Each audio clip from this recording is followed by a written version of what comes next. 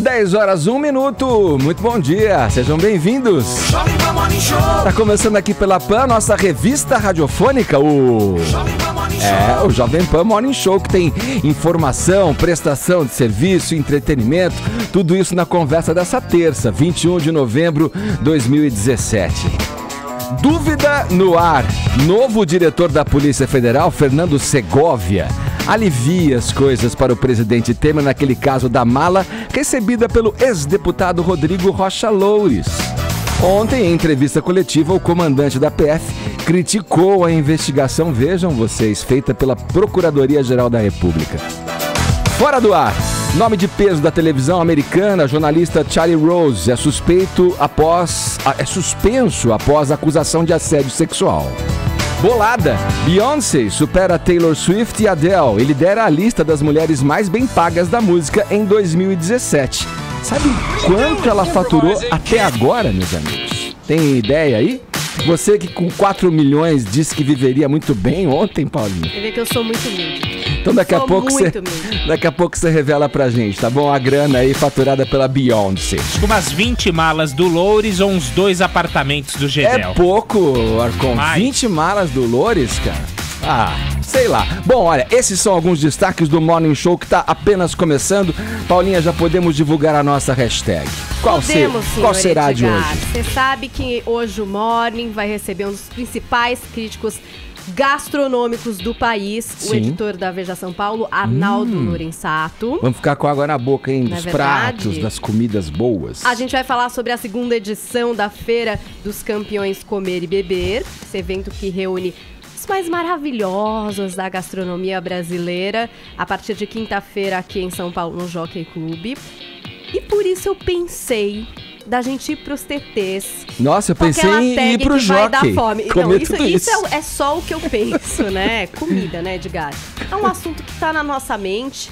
E eu acho que no Twitter muita gente pensa em comida. Tanto que tem cada gif de comida maravilhoso que só de olhar já dá fome. Aquela pizza cortando com aquele queijo. Aquele hambúrguer maravilhoso, aquelas gêmeas Olsen comendo macarronada, espaguete. Eu acho que tá tudo valendo pra vocês postarem hoje na hashtag foto de prato. Aproveita aqui no Instagram. Que é um clássico, né, aliás? A comida esfriar pra tirar aquela foto boa. E usa também no Twitter hoje.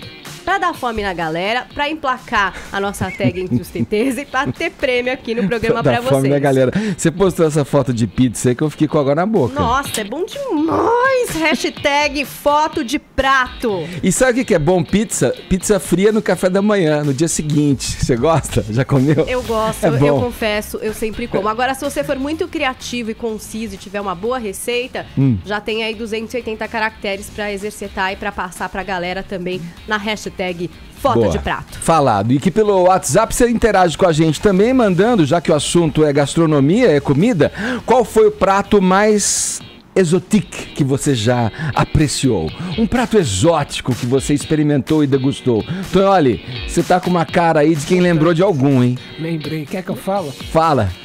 Fui uma vez...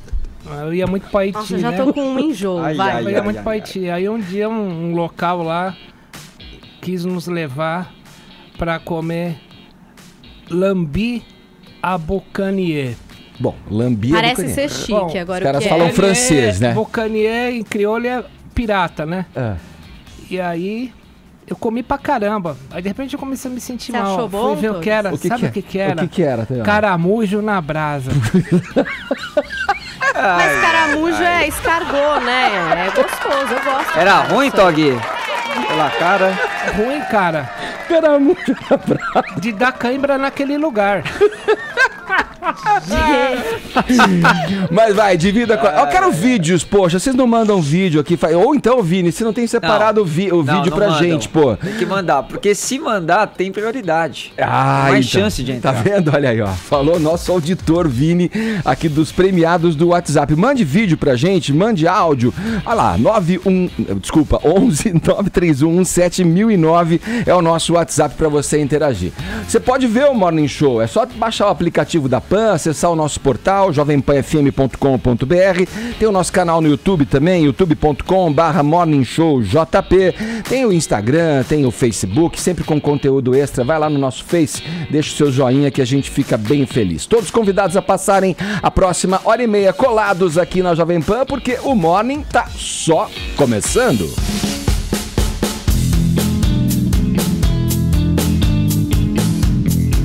Eu vou abrir o noticiário aqui com um assunto que me deixou inquieto aqui, né? Eu, como amante do futebol, aliás, olha... Nossa, que susto, Edgar. Eu, como amante, amante do futebol. Amante do futebol. Até acompanhando o Jornal da Manhã, vi lá a participação do Bruno Prado falando do caso aí do Grêmio, que usou drones, aqueles aviõezinhos tripulados para espionar treinos adversários. Vini, você como é um cara bem informado e traz sempre pra gente novas e detalhes do mundo do futebol, conta pra gente essa história aí.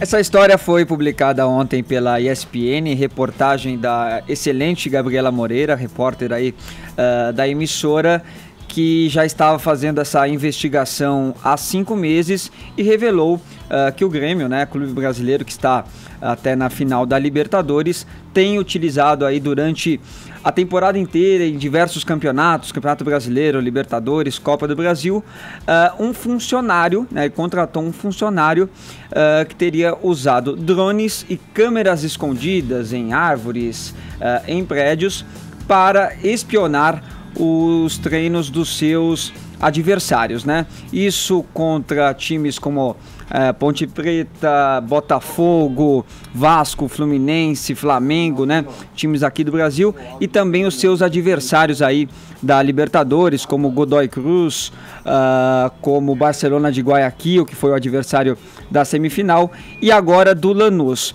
Aí o torcedor gremista pergunta por que essa matéria veio ao ar apenas 2 dias antes da final da Libertadores, que será nessa quarta-feira, se a jornalista tem investigado este funcionário há 5 meses. Porque, segundo a Gabriela Moreira, ela só conseguiu ter a convicção na última sexta-feira, no treino do Lanús, lá na Argentina, que era um treino fechado lá no CT do Lanús, e eles conseguiram, portanto, flagrar esse funcionário com o drone, né? Ela já estava acompanhando ele há 2 meses, há 2 dias ali na capital argentina.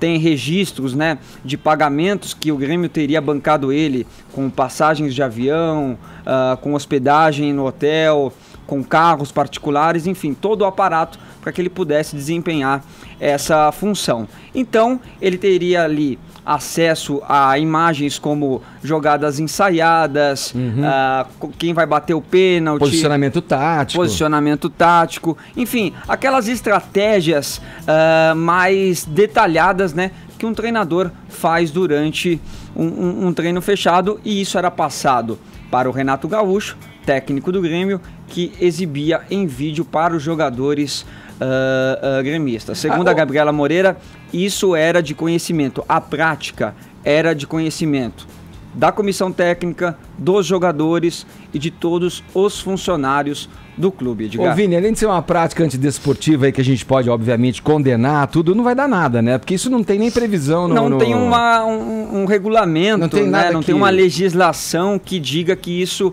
é ilegal. E outra, a espionagem acontece desde sempre, é que agora tem a tecnologia que pode ajudar, né? Desde sempre no futebol, antigamente com os chamados os espiões mesmo, né? De outros times que iam acompanhar os outros treinos. É a primeira vez que eu vejo uma notícia como essa, né, de um drone aí. E o que me estranha também, Edgar, o Renato Gaúcho está inovando, né? Inovando, e agora já estão pegando no pé dele, porque ele fala que não precisa estudar, né, que ele fica na praia jogando futevôlei, só treina o time ali depois, mas pelo jeito não, pelo jeito ele se interessa aí nas táticas das outras equipes.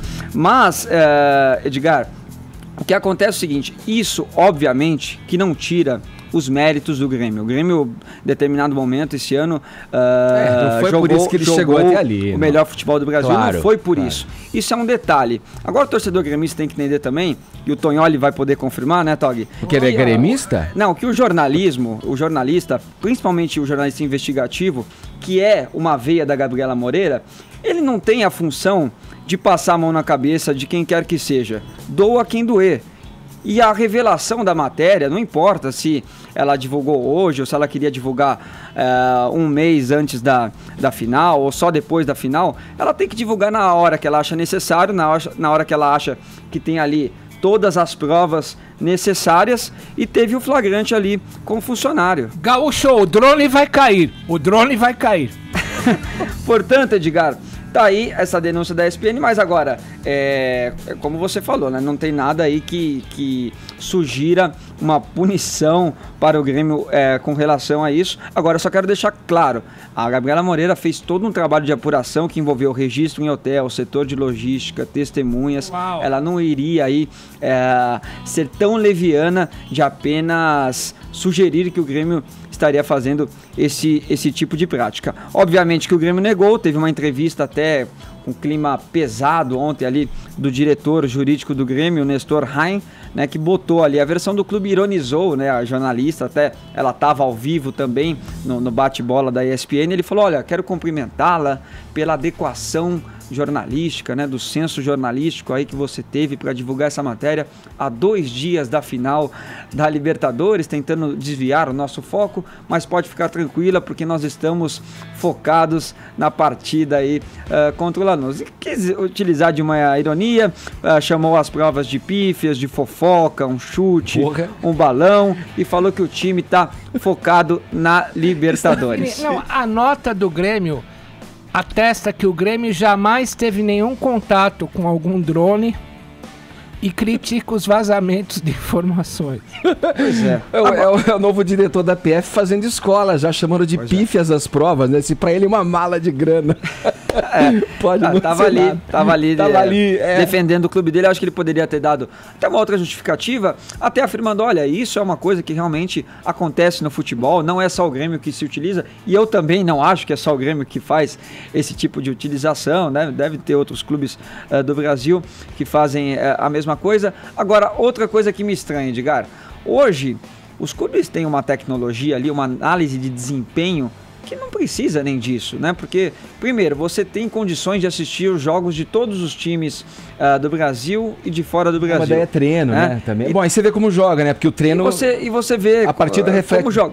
Agora, o treino, o treino fechado, é claro que tem ali algumas particularidades, né? Às vezes o técnico ensaiada. Quer surpreender também com a escalação de um outro jogador, de uma outra forma de jogar, enfim. Mas, repito, os times têm essa condição hoje, tem até mapa de calor, né, Edgar? Hoje que os clubes medem aí da posição de cada jogador e da atuação de cada jogador em campo.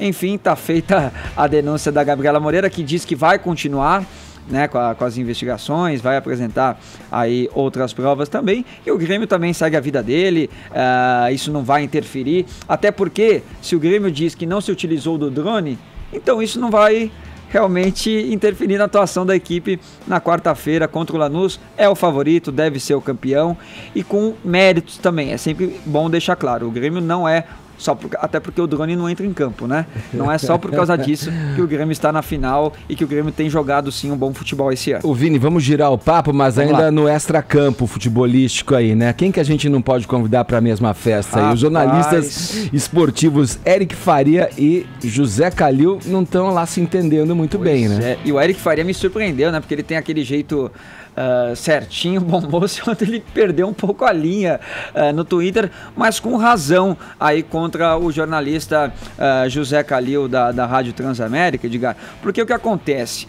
Você lembra daquela partida esse ano entre Flamengo e Santos na Vila Belmiro, partida das quartas de final da Copa do Brasil, que teve um pênalti para o Santos, que o juiz marcou, depois voltou atrás, e aí o presidente do Santos acusou o Eric Faria, repórter da Globo, de ter avisado o quarto árbitro, né? Isso virou até uma denúncia do Santos, que depois não conseguiu apresentar nenhuma prova, e quem acabou sendo denunciado foi o próprio presidente santista. Mas aí o Calil que é santista assumido, resolveu, né, depois dessa última partida entre Flamengo e Corinthians, que teve aquela confusão, nós falamos ontem aqui, entre o zagueiro, né, o Rodolfo e o atacante Felipe Viseu. O que acontece? Muita gente pediu para que os dois fossem ali punidos, né, com um cartão amarelo ou até com um cartão vermelho. E aí que o Calil colocou no Twitter: será que o repórter vai avisar o juiz agora no intervalo que os dois jogadores do Flamengo brigaram e merecem expulsão? Ou ele só avisa quando é a favor? Aí o Eric Faria respondeu também pelo Twitter: não, vou avisar que você é otário. Um cara que não honra a sua profissão, as suas calças. Caramba. Aí realmente o Eric também pegou pesado. Mas eu acho assim, quando você acusa uma pessoa, você tem que apresentar provas. Qual que é a prova do Calil contra o Eric Faria? Se nem o presidente do Santos conseguiu provar. Que um torcedor do Santos ouviu tem que provar, Eric... obviamente. Tem que provar. Mas que isso é uma prática recorrente e que esse tipo de avaliação já chega no campo por conta das transmissões. Sim, claro. Pô, o cara deu um gol que estava impedido, ele errou, os jogadores vão reclamar e aí vai chegar para eles a informação, inclusive para o banco que foi prejudicado, do time que foi prejudicado, que a jogada foi irregular. Isso a televisão já mostra, isso já acontece, né? Até porque o repórter é perguntado ali pelo narrador, né? Na sua opinião aí, Eric, você viu se foi pênalti ou não? Ele fala: olha, pra mim aqui não foi pênalti. O árbitro ouve essa informação dele e passa. Agora, se ele realmente intencionalmente passou essa informação, a gente não pode afirmar sem provas, né? E aí o Calil depois também respondeu, dizendo que a respeito da manifestação do repórter oficial da torcida do Flamengo, ele tem apenas o seguinte a dizer: perdeu totalmente a linha, vestiu a carapuça, como deve ser difícil ter a consciência pesada. Mais um importante personagem da televisão americana foi suspenso em razão de acusações de assédio sexual. E dessa vez, a gente não tá falando de um ator, não. Charlie Rose é jornalista e bastante conhecido na TV americana, né, Paulinha? Pois é, ele é um âncora da CBS e da PBS. Ele apresenta um jornal matinal, tem um programa de entrevistas com o nome dele e também é colaborador do 60 Minutes, que é um programa bastante famoso lá na TV dos Estados Unidos. Hoje, com 75 anos, foi acusado aí 8 relatos para o The Washington Post, trazendo situações como um jornalista ter apalpado as pernas de mulheres, algumas vezes na parte superior da coxa. Tem 2 relatos de mulheres que se surpreenderam a encontrar com o Rose nu, né? Ou durante viagem a trabalho, ou quando foram à casa dele a trabalho. Uma outra mulher também disse que ele telefonava e narrava para ela fantasias sexuais, né? Por exemplo, vê-la nadando pelada numa piscina ou coisas desse tipo. Uma estagiária desse cara do Charlie Rose, que foi estagiária dele em 2007, cravou: ele era um predador sexual e eu fui sua vítima. Esse jornalista já emitiu uma nota oficial, ele pediu profundas desculpas por seu comportamento inadequado.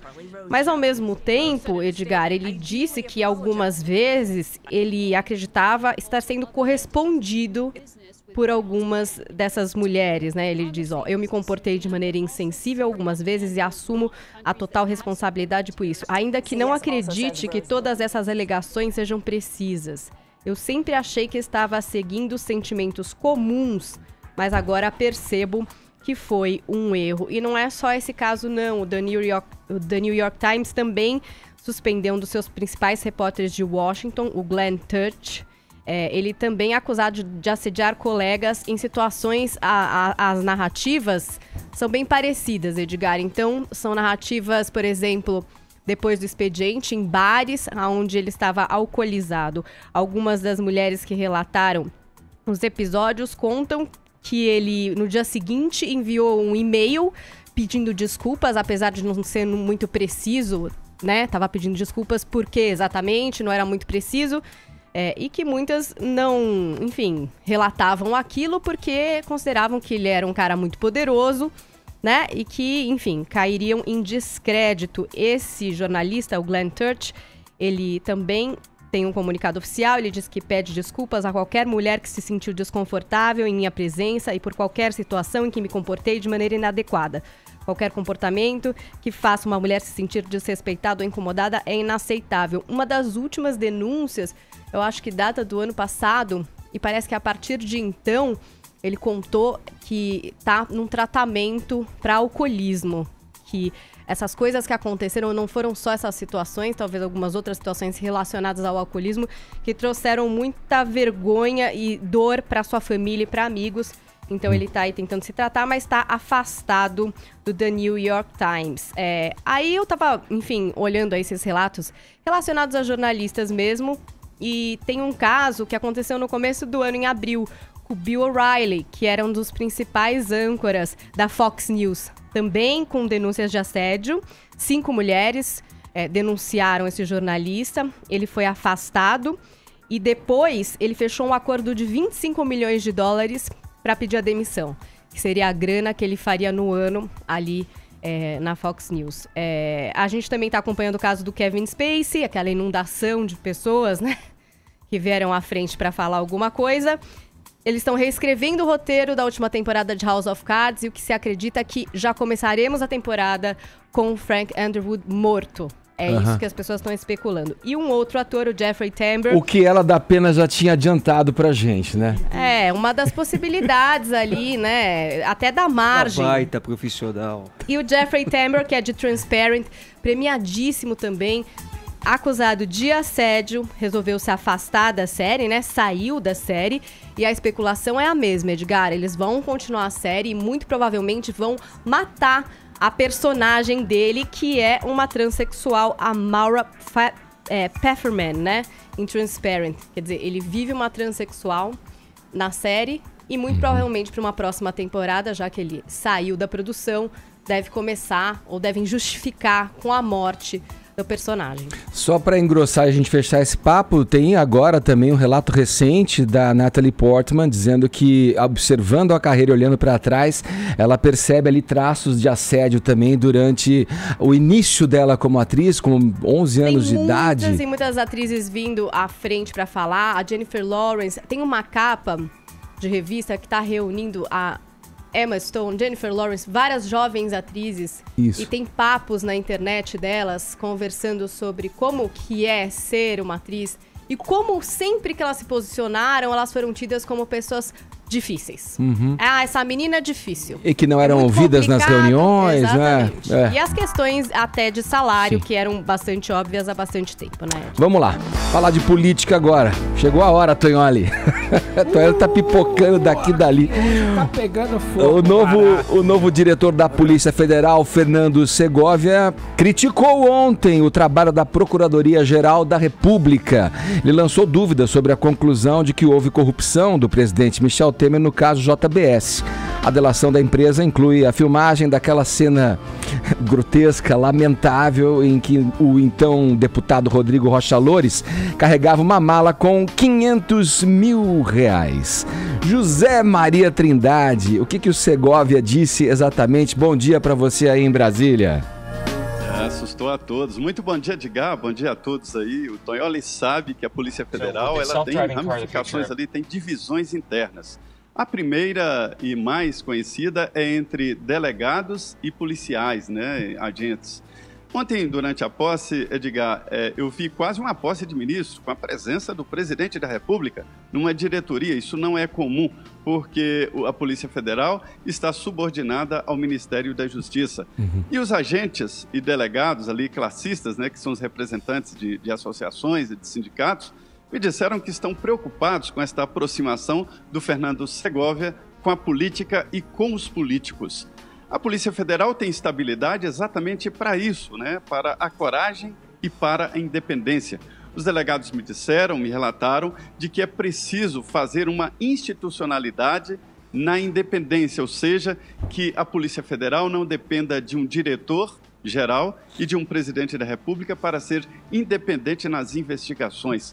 É esta a nova luta. E o Fernando Segovia chegou assustando a todos quando disse que uma simples mala não representa nada e acusou o Ministério Público Federal de apressar e fazer uma investigação mal feita. Foi tanto susto que o ex-procurador-geral da República, Rodrigo Janot, saiu daquela planície tradicional daqui de Brasília, quando alguém deixa um cargo importante, para dizer nas mídias sociais de que Fernando Segovia ou não conhece o Código de Processo Penal, ou não conhece esse processo, ou está a serviço, dando recado para alguém, se referindo, evidentemente, ao presidente Michel Temer, que entrou em guerra com o ex-procurador-geral Rodrigo Janot. Olha, Edgar, o atual diretor da Polícia Federal conhece, sim, o Código de Processo Penal e pegou muito mal esta fala. Não foi uma fala despretensiosa, não foi um off, foi uma entrevista coletiva, a primeira entrevista dele no cargo. Pegou muito mal. O Trindade, para ilustrar a tua fala, a gente tem um trecho dessa fala do diretor da Polícia Federal. Vamos ouvir. Bruno, por favor. Se nós vamos ou não investigar o Dr. Janot, isso dependerá justamente de uma abertura de investigação, se é que alguém vai pedir alguma coisa em relação para os Estados Unidos. Haviam imagens sobre isso, haviam investigações da Polícia Federal contra essas pessoas naquele mesmo momento, e quando acontece, a JBS havia ganhado muito dinheiro no mercado de capitais de uma maneira ilegal. Então, o que acontece foram fatos que aconteceram e que talvez tenham que ser ação, porque a gente acredita que se fosse sobre a égide da Polícia Federal, essa investigação teria que durar mais tempo, porque uma única mala talvez não desse toda a materialidade criminosa que a gente necessitaria para resolver se havia ou não crime, quem seriam os partícipes e se haveria ou não corrupção. Ô, Tonho Raí, para você que adora um trocadilho, o pior Segovia é aquele que não quer ver? Dessa vez todo mundo viu, porque desde a fundação da Polícia Federal, sabe que a Polícia Federal foi criada pelo Carlos Lacerda para perseguir os inimigos dele. Mas a Polícia Federal se tornou um órgão independente e pela primeira vez, desde a sua fundação, nós tivemos a presença de um presidente da República na posse de um diretor da Polícia Federal. Eu pensava que o Segovia ia ter um physique de rôle, um perfil meio pop, porque ele é casado com uma DJ chamada Tatiana Kalil, que foi na posse dele mostrando todas as tatuagens, inclusive com bastante estresse, digamos, saliência, numa tatuagem do mapa da África, porque o Segovia foi adido na África. Ela deu uma festa para 200 pessoas ontem, exibindo fartamente as suas tatuagens armagedônicas. Agora, o que eu queria dizer é que há um modelo no governo Temer, com a posse do Segovia, que, se a gente analisar um pouco mais profundamente, ele copia um modelo fundado pelo Fernando Henrique Cardoso. No governo Fernando Henrique Cardoso, a Polícia Federal agia independentemente, mas quem estava atrelado ao governo era a Procuradoria-Geral da República. Então, só que uns números para vocês terem uma ideia. O Geraldo Brindeiro, que foi Procurador-Geral da República do Fernando Henrique, foi apelidado de Arquivador-Geral da União. Recebeu 626 acusações, engavetou 242, arquivou 217 e das 626 só apurou 60. Teme-se, isso é temerário, que o senhor Segovia tenha sido colocado nessa posição para fazer o mesmo papel que Geraldo Brindeiro fazia no governo Fernando Henrique. Agora ele tem um condão, Zé Maria Trindade, que eu acho que deve ser muito elogiado. Ele deu o recibo publicamente de que vai trabalhar para o Temer. Talvez, Zé Maria, porque a Receita Federal está no pé tanto de todo mundo, está todo mundo dando recibo agora. Eu nunca vi um diretor da Polícia Federal dar um recibo tamanho, tanto que o Janot chamou ontem, ele à tarde, o ex-procurador-geral da República, Rodrigo Janot, o chamou de paga-pau. É paga-pau, Trindade? Olha, pegou mal muito, não precisava, né, de fazer uma defesa tão explícita, e me disseram o seguinte, Tonholi, que ele vai fazer dois lados aí, que ele vai defender a Polícia Federal, os delegados e e funcionários, dando melhores condições, salários e tal, tentando acalmar a tropa, e do outro lado, segurando a onda de políticos, não é só do presidente Michel Temer. Agora, foi muito claro, né? Porque eu vou repetir aqui, não foi uma conversa em off, não foi uma conversa gravada clandestinamente, foi na primeira entrevista coletiva, ele disse a que veio. E a reação foi tão grande, Tonholi, que ele terá dificuldades para continuar assim na frente da Polícia Federal. Tá certo. Obrigado, Trindade, pelas suas informações. Bom trabalho para você em Brasília. Obrigado, bom dia a todos. Agora, 10h30. Vamos seguir mais aqui, dá pra gente falar mais um pouco, Tonholi. Segundo o jornal Estado de São Paulo, o Supremo Tribunal Federal deve formar a maioria para restringir a extensão do foro privilegiado. Aqui, retomando com você, que a tendência é que o STF faça prevalecer o entendimento defendido pelo ministro Luiz Roberto Barroso. Que entendimento é esse? Primeiro é o que te pergunto. E de que políticos só terão direito a foro privilegiado se o crime do qual forem acusados terem sido cometidos no exercício do mandato e for relacionado ao cargo que ocupam. Esse é também o seu entendimento, Tonholi? O que você pode dizer a esse respeito? Lembrando que o julgamento está previsto para ser retomado nessa quinta-feira, ainda essa semana. Esse julgamento do STF, ele deve parcialmente bloquear o foro privilegiado. Mas nós temos uma pressão muito legítima para que acabe totalmente o foro privilegiado. E eu fui fazer uma exclusiva aqui para o Morning Show com o presidente da OAB, o Cláudio Lamacchia, em que ele fala que nesta terça-feira já começa a campanha nacional da OAB para que se faça uma pressão legítima para que o foro privilegiado acabe totalmente, não parcialmente, como está vindicando o STF. Falado, Tonholi. Agora 10h32, horário de Brasília. De que políticos só terão direito ao foro privilegiado se o crime do qual forem acusados tiver sido cometido no exercício do mandato e for relacionado ao cargo que ocupam. Eu quero saber se esse é o entendimento que você tem também na sua análise, Tonholi. O que você pode nos dizer? O STF vai votar a limitação parcial da questão do foro privilegiado a autoridades. Mas começa nessa terça-feira em todo o Brasil uma campanha da OAB, da Ordem dos Advogados do Brasil, para que acabe totalmente em sua íntegra o foro privilegiado. E eu fui fazer uma exclusiva com o Cláudio Lamacchia, presidente da OAB, e ele relata aqui para o Morning Show como é que vai ser essa campanha e o que eles estão postulando. Vamos ouvir.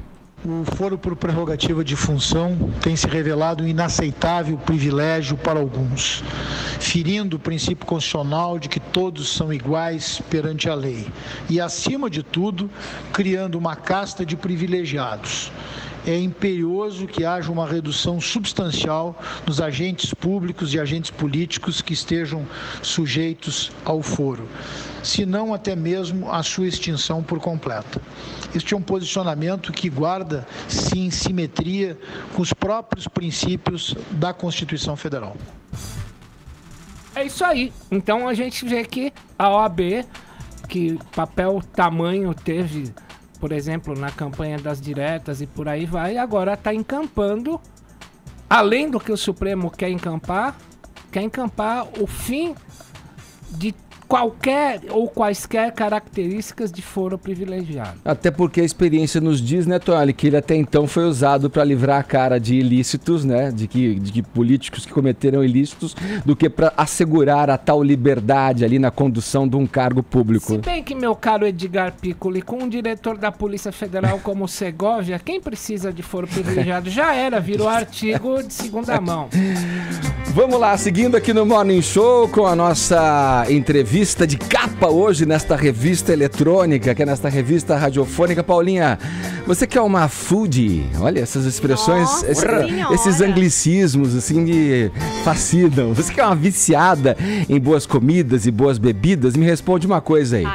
Que tal você experimentar receitas de chefes estrelados por no máximo 35 pilas? Quero. Boa, né? Tá bom pra você? Pois isso, isso vai ser possível a partir da próxima quinta-feira, mais conhecida como depois de amanhã, dia 23, quando começa a Feira dos Campeões Comer e Beber, um dos mais prestigiados eventos gastronômicos do país. Essa festança, que vai até domingo, terá como cenário o Jockey Club aqui em São Paulo. E vou citar alguns dos restaurantes que vão estar nessa empreitada aí, o Arturito, da querida Paola Carosella, que já esteve aqui no Morning Show com a gente, o Fasano, do Rogério Fasano, e o Dom, do Alex Atala. Para falar sobre esse assunto, a gente está recebendo aqui no Morning Show o crítico gastronômico e editor da revista Veja São Paulo, Arnaldo Lorenzato. Bom dia, Arnaldo. Seja primeiramente muito bem-vindo aqui ao nosso Morning Show. Bom dia, obrigado aí pelo convite, e é uma delícia falar sempre sobre comida, o tempo inteiro, coisa que eu faço há 25 anos. O Arnaldo, um sinal aí do prestígio desse evento aí é ter esses chefes aí que eu citei, tem alguns deles aí, né? A Paola Carosella, o Fasano, o Alex Atala também participa dessa edição.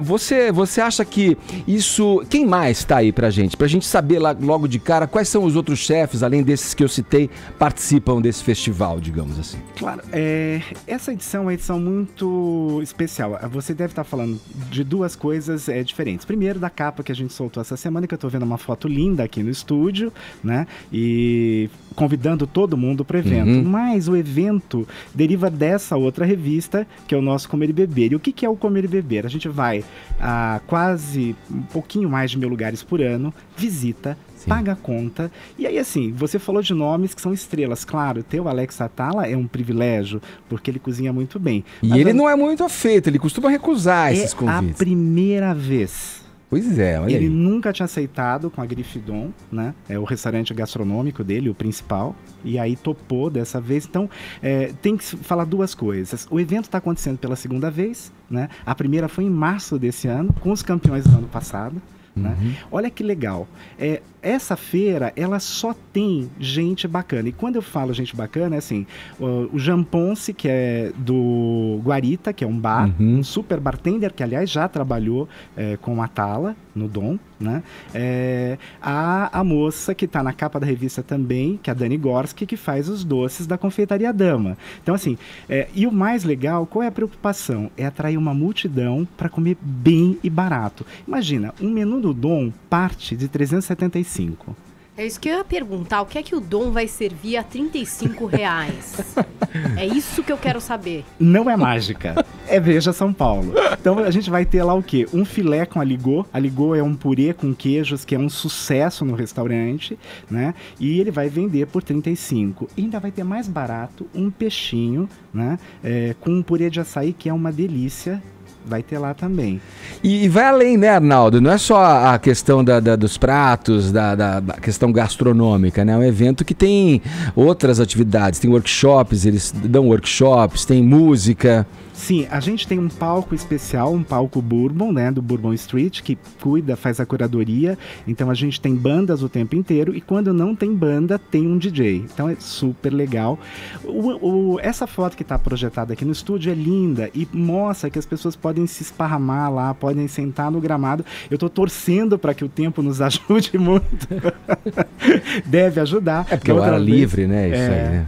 Uma delícia. A gente brinca com a questão da gourmetização das coisas, né? Eu não sei em que ordem cronológica essas coisas se deram, mas o Atala, por exemplo, me lembro você falando dele aqui, embora ele seja uma pessoa difícil, você está falando, é a primeira vez que ele participa com o nome do restaurante Dom, ele já fez incursões pelas viradas culturais, né? Galinhada, né? Com a galinhada, a famosa galinhada ali, servindo também a preços populares nas ruas de São Paulo e tal, né? Na realidade foi uma loucura, porque a galinhada, eu tava lá no Minhocão, cobri o negócio todo, foi uma doideira e ele não cobrou. Então virou um tumulto, assim, ele deu um presente para a cidade. Agora, claro, eu tava conversando com o Alex, por que ele aceitou? Aliás, um abraço para ele, muito querido, ele tá na Austrália agora, nem tá aqui no Brasil, deixou tudo armado, espero poder recebê-lo na feira, e ele tem hoje várias marcas, e ele consegue consegue ter suporte. E ele quer mostrar que o Dom faz uma cozinha brasileira moderna. Então era importante estar nesse espaço e vendendo barato, né? Mas não é só ele. Por exemplo, Fazano é outro lugar muito caro. Custa 400 paus um menu pra você pagar barato. E aí você vai comer uma massa por 30 e é exatamente como ele faz lá no restaurante. Não tem tirar nem pôr. O que modifica? É um pouquinho menor e o prato é descartável. Só. Então, assim, é um super clima, viu? Convido todo mundo porque vale super a pena. Amigos, vamos lá. Arnaldo, tem alguma coisa de ruim nessa profissão? Sabe que é uma pergunta que as pessoas sempre me fazem, né? Tem uma certa ilusão que, assim, que eu vá jantar só nos melhores lugares da cidade. Não é. Às vezes eu tenho azia, porque eu como molho de tomate que não tá tão bom. Eu vou para todo tipo de lugar, não tem essa coisa. E é importante, é um trabalho de disciplina. Não é porque a gente tem lá uma equipe, eu tô à frente dela, isso não quer dizer que eu vá deixar de olhar os mais simples, não. Uma outra coisa importante, a gente sempre procura descobrir lugares que sejam bons e baratos, né? E tem coisas legais. A gente não falou dos jantares. Nós temos 4 jantares especiais. Esses são um pouco mais caros, porque são harmonizados com vinhos. E num deles, o Rodrigo Oliveira, que é outra pessoa que eu não posso deixar de mencionar aqui, né? Que acho que é o cara que tem revolucionado a cozinha brasileira, o ponto de vista da cozinha brasileira, no Esquina Mocotó, lá na Zona Norte, primeiro com Mocotó e depois com o Esquina, um lugar totalmente periférico, né? Vila Medeiros, que você acha inimaginável. E vai estar lá fazendo um dos jantares. Ele tem um stand, ganhou de melhor brasileiro, né? A gente tem que lembrar que essas estrelas foram premiadas, elas concorrem a um prêmio anual. E, no caso específico do Esquina, o Rodrigo é muito generoso. No início do ano, ele convidou o chefe revelação do ano passado, e agora ele vai estar com o chefe revelação desse ano, que se chama Rodrigo Aguiar, de um restaurante chamado Rios. E sabe onde fica?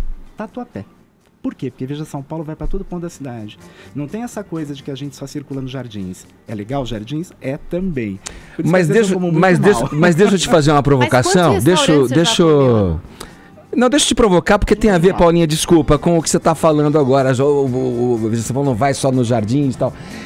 Se o preço é o maior atrativo, um preço baixo para restaurantes estrelados, como a gente colocou, porque ele acontece no local onde, teoricamente, as pessoas que vão são de um poder aquisitivo maior, e não em outro lugar onde o acesso popular seria mais viabilizado, talvez. Não, acho essa sua pergunta muito pertinente e muito boa. A primeira coisa, aquele espaço é um espaço que deve ser um espaço público sempre. Então, a gente tem a mania de achar que alguns lugares são elitizados. A gente, por exemplo, o nosso ingresso é 40, estudante paga 20. Dá para ir qualquer pessoa, entendeu? É essa que é a história. A gente está num espaço privilegiado no sentido de acesso. É um espaço bonito, mas ele é para todo mundo. Não tem isso. Eu adoro quando eu vou ao municipal e vejo os caras de bermuda, né?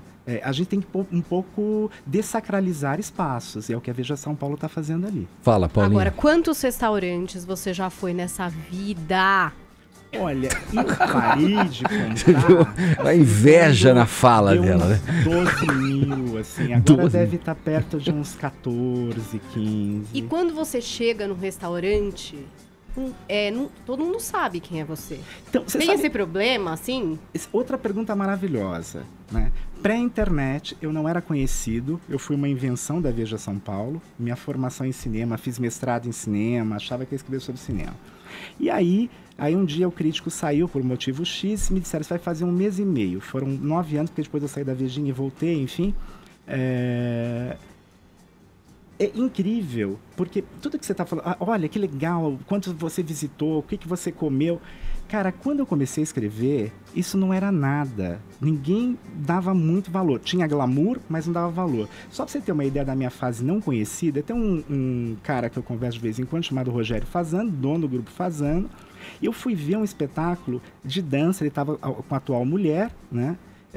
Namorados e tal, não sei o que. Sentei do lado dele, fui com uma amiga e falei para ele, no municipal isso, se você falar meu nome aqui, você é um cara morto, porque não podia ser conhecido. Eu sentei e vi um espetáculo do lado dele. Agora não, eu devo estar aparecendo em algum lugar aqui, que aqui tem um monte de câmera, né? Então não tem o que fazer. Mas Quando eu vou a um restaurante, o que é importante? Eu presto atenção na mesa do lado. Não adianta o cara ficar me chaleirando, ou não é pra mim que ele tem que trabalhar, entendeu? Outra coisa, se eu chego num lugar, tem fila, e o cara, eu já explico, olha, eu tô aqui pra ficar na fila. Eu adoro ficar na fila, as pessoas não acreditam nisso. Porque ali você está observando também, né? É o meu termômetro. O que significa sucesso? Se o cara tem fila, é sucesso. Um cara que vai dar aula lá, Rodolfo De Santis, tem um restaurante chamado Nino Cucina, que nem é tão caro, mas claro que lá na feira é muito mais barato. Ele é um sucesso. Se eu não for ficar na fila dele, qual é a vantagem para mim? Qual é o termômetro? Eu vejo o que as pessoas comem, o que elas pedem na fila, o que elas conversam. Se no fim elas ficaram felizes ou saíram, meu Deus... Exato. O Arnaldo, viajando por alguns lugares, a minha experiência pessoal, por mais variações que tivessem restaurantes lá da Inglaterra, da Itália, dos Estados Unidos, pareciam ter o mesmo gosto. Eu só consigo ver em São Paulo, acho que é a única capital do mundo, em que cada um que cria um restaurante traz um gosto especial para a comida. Por que São Paulo tem esse DNA em que se forma tanta biodiversidade de sabores? Então, eu concordo com você parcialmente. Vou explicar por quê. Eu não conheço, por exemplo, eu estava falando, o Atala está na Austrália. Eu não conheço a Austrália. Conheço alguns lugares do outro lado, mas não conheço a Austrália. Quando você fala de Nova York, eu acho que é o cenário mais incrível que tem no sentido de diversidade. Nós, eu acho que temos excelentes restaurantes, a gente não elege à toa, né? A gente tem uma multiplicidade de sabor, mas ela vai tendo um limite. Então, indiano, por exemplo, aqui eu acho que são poucos, porque a gente tem pouca colônia, né? O que eu acho que, aí eu concordo 100% com você, é que a gente tem gente muito talentosa hoje trabalhando no Brasil, trabalhando muito bem, em especial em São Paulo. Rio de Janeiro também é outra praça maravilhosa, mas está tendo um crescimento aí, Salvador, Brasília, Belo Horizonte. A gente tem revistas nessas praças, porque elas estão ficando importantes. E também tem uma outra coisa incrível, que é assim, a gente tem uma identidade culinária, então você acaba reconhecendo melhor aquele sabor, né? E por que você acha que tá uma febre de restaurante peruano? Por exemplo, aqui do lado de casa, na Alameda Campinas, tem 3 peruanos no espaço de 500 metros. Da onde vem a febre peruana? Então, eu vou te devolver com uma outra história. Da onde vem a febre de restaurantes japoneses? Por anos e anos, os japoneses não eram absolutamente nada. O brasileiro ia em restaurante japonês para comer comida quente porque tinha medo de comida crua. Tá? Isso mudou completamente. E hoje, os peruanos, eles têm uma coisa... Isso me deixa muito triste, de verdade.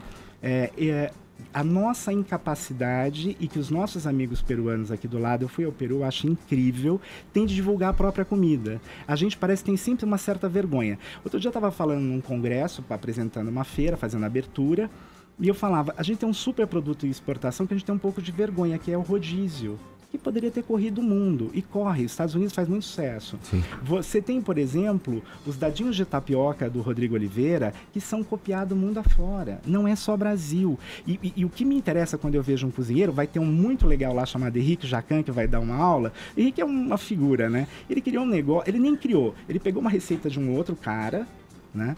Fez lá um petit gâteau, que era um outro bolinho, e virou um sucesso. As pessoas industrializam isso, né? Isso é fenomenal. Quando você olha para a gastronomia e vê o que tem de cultura por trás disso, o que você entende do seu país, do país dos outros? O que é o Peru, né? O que é temperar aquele peixe, que é um marinado ali, um leve cozido? Delícia, sim. Ceviche, tá falando ceviche, galera. Mas não tem umas coisas que são heresias gastronômicas? Por exemplo, ketchup na pizza. Maionese no temaki. Tem uns negócios assim. Porque, por exemplo, maionese no temaki, cream cheese, parece que já tá passando, tá tudo bem já. Se pedir, não pega tão mal. Mas não tem coisa que é heresia gastronômica, tipo, não dá pra comer assim. Então, vamos lá. Pizza com ketchup não é pizza, temaki com maionese não é temaki. Fique bem claro. É uma outra coisa, as pessoas inventaram isso. Boa, né? Boa, gostei. Eu tive um convite, foi um privilégio, em 2013 eu fui convidado para ir para Roma, falar para italianos sobre a influência da culinária italiana no Brasil e como ela se transformou. Um lugar maravilhoso chamado Auditorium Parco della Musica, o Itamaraty que me levou. Pois bem, eu cheguei lá e num determinado momento o velhinho levanta, dá uma pancada, uma porrada na mesa e diz assim, vocês não põem molho de tomate doce, vocês não fazem meatballs com ketchup. O cara era muito bravo. Então, tem uma coisa de preservar a tradição. A gente tem um pouquinho melhor. E eu acho que uma das coisas que a gente constatou nesse Comer e Beber, né, é que as cantinas, por exemplo, aqui em São Paulo, vocês perceberam como elas estão encolhendo? Quantas fecharam? Porque já eram menores, né? Muito menores. É uma comida que foi aculturada e hoje tem um movimento de você tentar buscar a raiz italiana. Uhum. E vai acontecer com os japoneses. Isso tem a ver com, um pouco com o assunto dentro do campo do marketing que você estava se referindo aí. Se a gente tem uma deficiência, se eu leio direito o que você está falando, na questão do marketing coletivo, de propagar a nossa comida como uma opção dentro da culinária, dentro da gastronomia mundial, na parte individual, no marketing pessoal, a gente vê que é o oposto a isso, né? Vamos pegar aí os chefes que a gente citou até agora. Eles estão muito ocupados com outras coisas que não é meter a mão naquela receita, tá metendo a mão no fogão. Estão preocupados ali com... ou porque participam de um programa de televisão, ou porque fazem palestras e workshops, tem que viajar o mundo divulgando, né, a sua obra. Quer dizer, isso eu quero perguntar para você, eu não acho problema nenhum surfar nessa onda do marketing e tal, mas eu te pergunto, isso chega a atrapalhar a cozinha? Olha, eu nunca vi, que perguntas maravilhosas, uma melhor que a outra. Aplausos para o nosso redator, assim, olha aí. Porque antes do programa é feito um roteiro. Aí, muito bem. Olha isso, muito bem. Olha, capa da revista. Eu chego 7h30 para isso. Que estava aí atrás, tem aqui, em primeiro plano, um senhor chamado Alex Atala. Quem é esse senhor que está aqui no fundo? Quem é? Giovanni Carneiro, que é o chefe dele no Dom. Por que ele pode se dar o luxo de viajar? Porque o Giovanni está lá. Então ele pode estar na Austrália que o Dom vai sair impecável. O que o Alex é e o que a gente tem que ver o chefe? Tem uma coisa, às vezes, da cobrança meio sem sentido. Num restaurante pequenininho que o chefe não sai o tempo todo, que é como o Marco Renzetti, que ganhou várias vezes na Osteria do Petiroso como melhor cantina, você entende o trabalho que ele faz de estar ali todo dia. Agora, o Atala é o cérebro do restaurante. Ele cria as receitas. E ele tem uma equipe que consegue executar muito bem quando ele não está lá. Olha, ele ganhou esses 2 últimos anos. No ano anterior, ele não estava no restaurante e foi super bem. Ele não estava lá, a comida estava impecável, né? Esse ano não, ele mudou bastante o menu, por sorte eu encontrei com ele lá, mas eu tenho certeza que não ia mudar muito o resultado se fosse o Giovanni. Fala, Tonhão. Você acha que o Ferran Adrià, que inventou a cozinha molecular, é o Einstein da cozinha? Olha, a gente pode dizer que ele é o Einstein da cozinha. Tem um problema hoje, o Ferran talvez seja uma das pessoas mais geniais com as quais eu já tive algum contato, algum convívio. Primeiro contato com ele foi em 2005, eu fui para um evento chamado Madrid Fusion, que existe até hoje, né? É sempre em janeiro, era o primeiro jornalista brasileiro a participar desse evento. E eu fui porque quem ia se apresentar no primeiro dia, o último do dia, era justamente o Atala. Eu só não quero ficar falando dele porque eu preciso falar da feira, que tem um monte de gente boa lá. E aí, o Ferran, ele tem primeiro, um poder da palavra, o discurso dele é algo extraordinário. O poder dele de transformar os alimentos também. Mas se você perceber, mesmo na Espanha, eu tive agora no início desse ano, esse movimento deu uma retrocedida. A comida... A gente está tendo uma busca da comida de verdade, né? Putz, isso que eu ia falar, a espuma não apetece, né? Eu não sei porque eu nunca comi, sou pobre, nunca fui nesse restaurante, não posso falar. Você quer comer você sabe, uma comida feita, depurada ali. Sabe o que eu queria saber? Se esses programas de TV, de tipo Master... Bom, são 7 milhões, nem vou citar aqui. De pessoal cozinhando, ou chefe cozinhando, ou julgando. Você acha que isso despertou a curiosidade de mais gente conhecer coisas que nunca imaginou, ou que achavam que eram inacessíveis, assim... para pagar ou para tentar comer? Sabe uma coisa incrível? As pessoas perguntam, eu tuito muito Masterchef, eu faço posts, não tenho feito toda semana, eu tento acompanhar, que acho que é o principal. Os programas de gastronomia, de uma maneira geral, sejam eles na TV pública, na TV aberta ou na TV paga, eles são a democratização da gastronomia. Tem só uma confusão que eu acho que tem que ficar clara. Comida de chefe não é comida de casa. E as pessoas estão confundindo isso. O que é a comida brasileira hoje? A comida brasileira que se faz... Não é a comida que se faz em restaurante. Comida brasileira é uma definição um pouco mais complexa. O que acontece é que às vezes eu vou na casa de amigos meus que se arriscam a cozinhar para mim, graças a Deus, né? E aí eles estão usando ali a faca direitinho, sabe? Estão aprendendo técnica. A minha mãe era uma cozinheira extraordinária, assim, se você me perguntar, você quer ir comer no Dom, você quer ir comer no Fazenda, que comida você sente falta? De nenhuma dessas. Eu sinto falta da comida da minha mãe. Você é meio ratatouille. Muito ratatouille. Mas não é uma coisa que você força, é natural. A minha mãe era uma mulher de um bom gosto extraordinário, e quando eu saía para comer com ela falava assim pra mim: filho, você é muito bonzinho com esses restaurantes. Deixa eu pedir licença pro Arnaldo aqui para lembrar você que você pode interagir pelo nosso WhatsApp 11 931 7009. A pergunta é: qual foi o prato mais esquisito, exótico que você já degustou? Divida com a gente essa experiência em áudio ou em vídeo. Anota aí 11 931 7009. Vini, dá para uma pergunta rapidinha aí. Na verdade, gente... eu gostaria de fazer, porque Gabi, comigo você sabe, Arnaldo, que é bate-bola, jogo rápido. Quem é o melhor chefe do Brasil? Do Brasil, é um pouco difícil de eu falar do Brasil, porque eu estou em São Paulo, muito baseado em São Paulo, mas você tem gente muito talentosa. Vou te dar alguns exemplos. Fora de São Paulo, Felipe Bronze, do Ouro, lá no Rio de Janeiro. Aqui, sem dúvida, a gente tem chefes excelentes. Eu vou destacar o chefe do ano nesse ano, que é o Oscar Bosch, do Tanit, que fica aqui perto da rádio, na rua Oscar Freire, e que é muito legal. Então, assim, a gente tem uma constelação de gente boa. Essa coisa de perseguir um nome é bobagem. Gabi, fala você agora, qual que é o teu chefe? Eu gosto do Fogaça. Estilão. Por motivos óbvios, né, querida?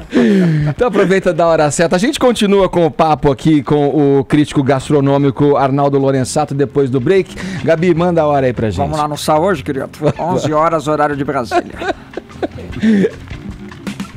Esse recado é para quem gosta de pesquisar preços antes de comprar. Já deu um busca no novo Buscapé? Se ainda não, você pode estar perdendo dinheiro. É que o novo Buscapé tem de tudo, tudo mesmo, de A a Z. No Buscapé você compara preços e compra direto, com praticidade, segurança e a certeza do melhor preço sempre. Por isso, quando for comprar qualquer coisa, não esqueça. Acesse buscapé.com.br ou baixe o aplicativo grátis. Dá um busca. Dá um busca, dá um busca, dá um Buscapé. Jovem Pan Morning Show. Hoje com a gente aqui no Morning Show, batendo um papo crítico gastronômico, Arnaldo Lorenzato. Ele idealiza, é o idealizador aí da Feira dos Campeões Comer e Beber, que acontece agora a partir de quinta-feira, dia 23, no Jockey Club em São Paulo. Olha aí, quem tá em São Paulo, quem vai passar por aqui nesse período, fica a nossa dica aí. São pratos de chefes renomados com preços acessíveis. Tem uma entrada ali também que a pessoa deve considerar, né, Arnaldo, para incluir no orçamento aí para essa empreitada, para essa jornada gastronômica aí.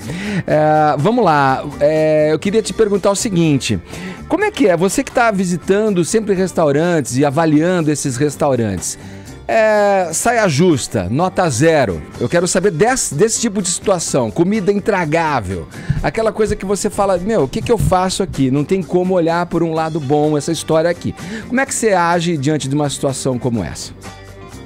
É muito legal essa sua pergunta no seguinte sentido: as pessoas acham, a Vegem em geral privilegia dar lugares em que você vai sair para passear. Primeira coisa é essa: a gente não dá o restaurante a quilo, não porque o quilo não seja legal, mas o quilo é o lugar onde você vai comer no almoço, resolve o seu problema ali perto do seu trabalho.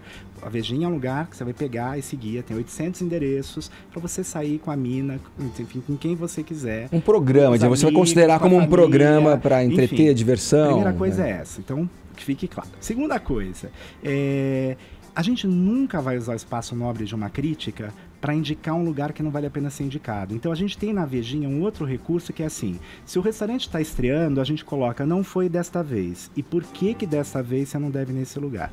Então, a gente já deixa muito claro pro camarada, ó, não vai, você vai se dar mal.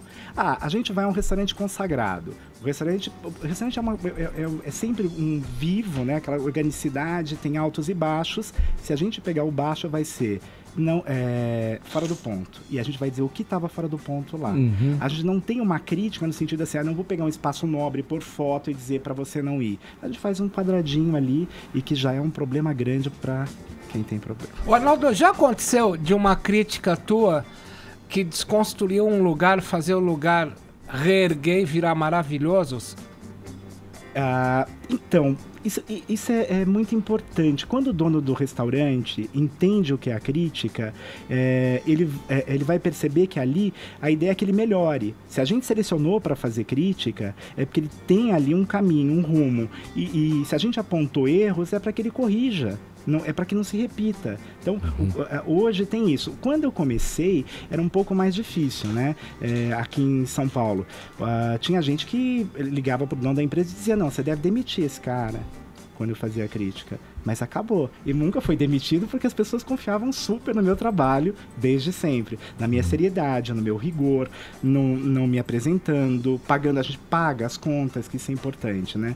Por isso essa Feira dos Campeões, no fim, é resultado de uma revista que se faz anualmente, né? E um ao vivo dessa revista para que um monte de gente como a Paula possa... Aliás, ela me deu um presente, ela disse, eu te sigo no Twitter. Ela quer ser contratada, você não entendeu, eu vou ser mais explícito. Você dessa equipe, eu posso comer e dar muitas opiniões. Não sei se vão ser boas, mas eu posso. Então, nas redes sociais, @Lorencato, me sigam, tô lá, fiquem à vontade. Sempre que a gente almoça e a Paula sugere o prato, eu como bem, viu? Eu sugiro pra muita gente, muita coisa.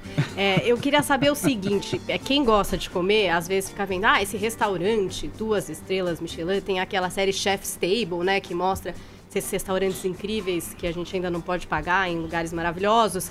Como é que funciona essa história de estrela Michelin? O que é exatamente isso? Porque é um termômetro que as pessoas usam muito para falar quando o restaurante é incrível. E eu mesma não sei quem que atribui, como é que acontece ganhar ou não estrelas Michelin, perder, né? Até no Ratatouille que a gente falou, é um restaurante que tinha estrelas e perde. E o quanto essa busca, né, desenfreada por esse reconhecimento pode atrapalhar o chefe? Então, vamos por etapas. A gente tem coisas diferentes. A Veja São Paulo também atribui estrelas, as pessoas lutam pelas suas estrelas e os nossos critérios são muito claros. Quando eu falo, dou alguma aula, alguma palestra sobre gastronomia, eu digo, olha, se um prato vem sem sal, você corrige. Veio salgado, joga fora porque está arruinado. Não há o que fazer. Agora há pouco, no intervalo, o diretor do programa dizia assim, eu fui num lugar que o prato estava frio. É triste isso, né? Então, assim, os critérios de avaliação, eles nunca são gosto ou não gosto. Eles são claros, eles são precisos. Olha, isso aqui é bom, não é por causa disso. Então, isso eu posso falar de Veja São Paulo. O Michelin é uma empresa incrível, porque é uma empresa que começou vendendo pneu, aí percebeu que podia fazer um guiazinho para que as pessoas se hospedassem, depois para que elas comessem. E passaram a atribuir notas posteriormente a esses lugares, né? E esse modelo acabou se disseminando pelo mundo, é um pouco parecido com o nosso, embora a gente seja totalmente original, tem outros critérios. Os deles eu não conheço, né? Mas sei de chefes que acabaram se matando por causa das estrelas Michelin. Aqui nas nossas eu nunca ouvi falar nada, que as pessoas continuam muito vivas e sempre na esperança que a gente volta. Sempre. Arnaldo, aquele chefe de cozinha inglês nascido na Escócia, o Gordon Ramsay, tem aquele programa que ele detona os restaurantes. Hell's Kitchen, né? Você acha que o Brasil está preparado para ter um Gordon Ramsay? A gente teve o Jacan fazendo pesadelo na cozinha, né? Que é o mesmo modelo. Você acha que... Mas o Gordon Ramsay é um super chefe, né? É um super chefe, é um cara talentoso, enfim. Eu tô sentindo que não é isso. Ele virou um personagem, né? Vou explicar. O problema é que ali tem um pouco de encenação demais. Um pouco de encenação demais pra mim, entendeu? Não é uma coisa tão real. Eu queria ver problema de verdade. Como eu participei, por exemplo, do MasterChef, eu posso falar disso. Eu vi problemas de verdade, né? Não tem como retocar ali. Aí o outro não, acho que tem um pouquinho de edição demais, e as pessoas gostam dessa coisa de ver a crueldade. Eu não sou muito feliz com isso. Vai, assessora. Então, a gente teve o Jamie Oliver, quando veio pro Brasil, que fechou um contrato com uma marca de alimentos, e aí as pessoas julgando, pô, você que briga pelo alimento de verdade, vai aí lançar uma linha de congelados e tal. Como que você vê essa relação do chefe com a publicidade? A própria Paola Carosseira falou, olha, pra mim é difícil fechar com algum produto, porque eu preciso realmente acreditar. Como que é essa parceria? Como que você enxerga isso?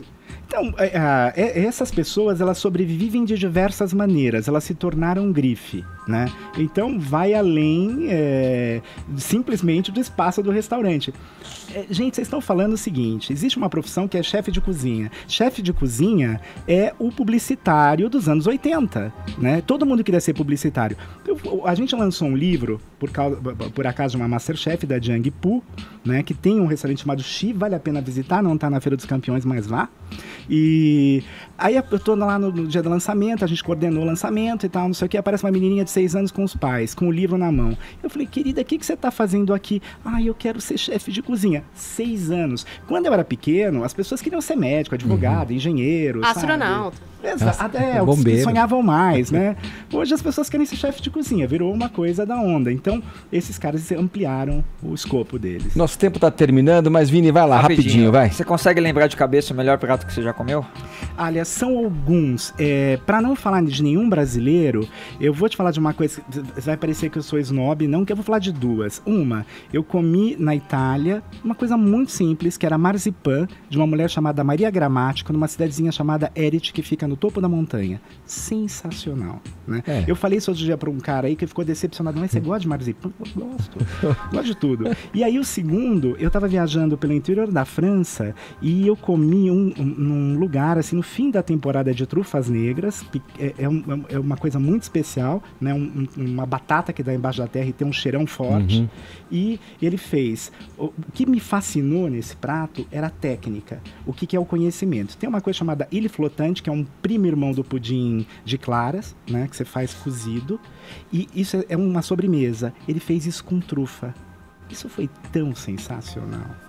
Tão sensacional. Então essas são coisas que marcam. Mas, cara, eu gosto de falar para as pessoas assim, irem na Feira dos Campeões comer hambúrguer do Zedeli, entendeu? Isso.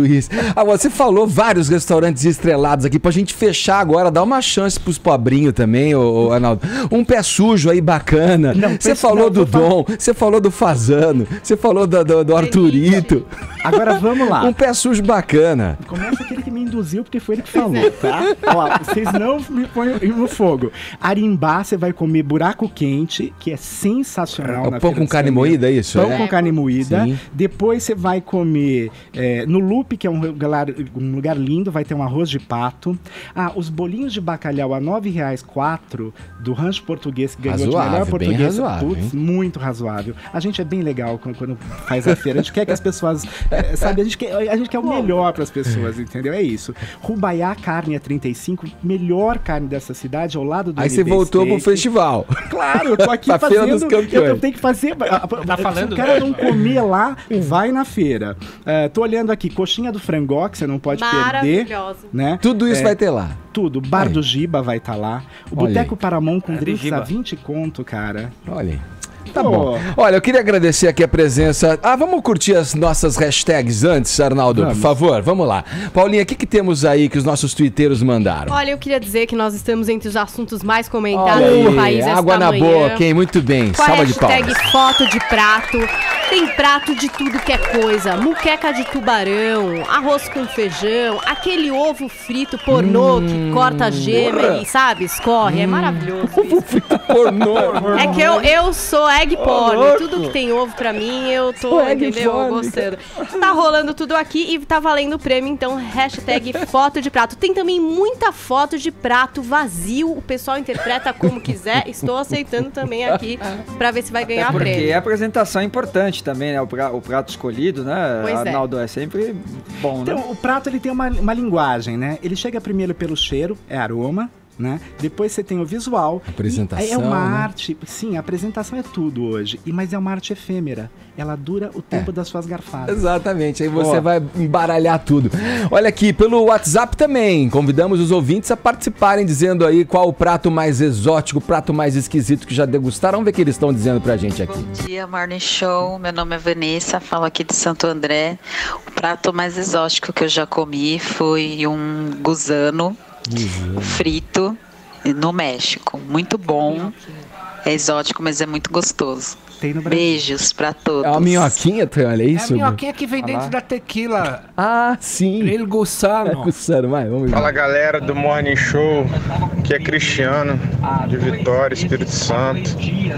A coisa mais estranha que eu comi foi caracóis em Portugal. É aquele caracol mesmo que aqui a gente vê na alface, nos legumes. Que explicação maravilhosa! Única e muito agradável. A comida mais estranha que eu comi foi hambúrguer de kudu, na África do Sul. Bom dia. O que é isso? Não Kudu sei. é um desses animais...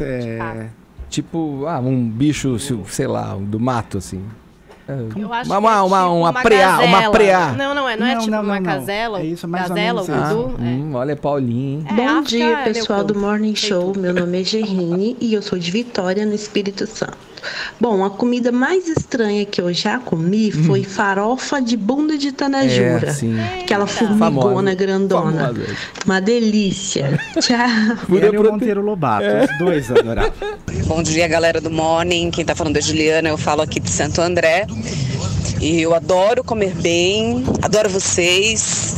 Obrigado. E o prato mais exótico que eu já comi na minha vida até o momento foi miolo de boi quando eu era criança. Obviamente contra a minha vontade. Miolo de boi. Bom, eu já comi bago de boi, tenho que confessar, no Mato Grosso. Corrones. Bago de boi no Mato Grosso. A sua comida mais estranha, mais exótica, rapidamente, Arnaldo. Hoje é muito comum a comida mais exótica que eu comi. A primeira vez que eu comi num restaurante tailandês, cara, o que era aquilo? O que era? Assim... Eu comi primeiro aquela salada de papaya verde, que é... mas é fichinha, perto de um bago de boi, de um caracol. Não, você tem que pensar isso 20 e pouquinhos anos atrás, 25, né? E também, o que era chocante? Aquele caldo com frango, caldo de leite de coco, picante pra caramba, depois cheio de acidez. Aquilo, era uma viagem. Olha aqui, o nosso papo essa manhã foi com o crítico gastronômico Arnaldo Lorenzato. Ele veio falar sobre a Feira dos Campeões Comer e Beber, né? Um dos mais prestigiados eventos gastronômicos aqui do nosso país, a ser realizado no Jockey Club em São Paulo. Vários chefes renomados, como a gente falou. Então, tem ainda ingresso para participar? Compra-se antecipadamente? Tem ingresso para participar, os ingressos são 20 estudantes, meia entrada, professor, etc, e 40 o ingresso inteiro. Você pode comprar pelo foodpass.com/VejaSP e também vai ter venda na porta, a não ser que tenha esgotado e a gente avisa pelas redes sociais. Obrigado, Arnaldo.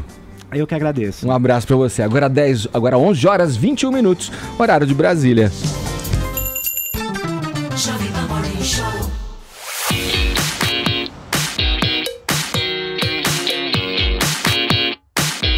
O Oscar da TV Mundial, o Emmy Internacional, foi realizado ontem em Nova York. O Brasil disputava vários e vários prêmios. Agora eu pergunto, levou algum, Vini? Nenhum.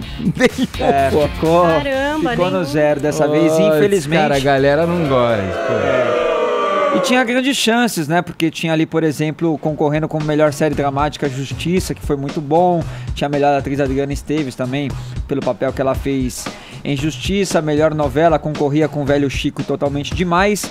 Melhor comédia com Tá No Ar. E melhor filme minissérie com Alemão.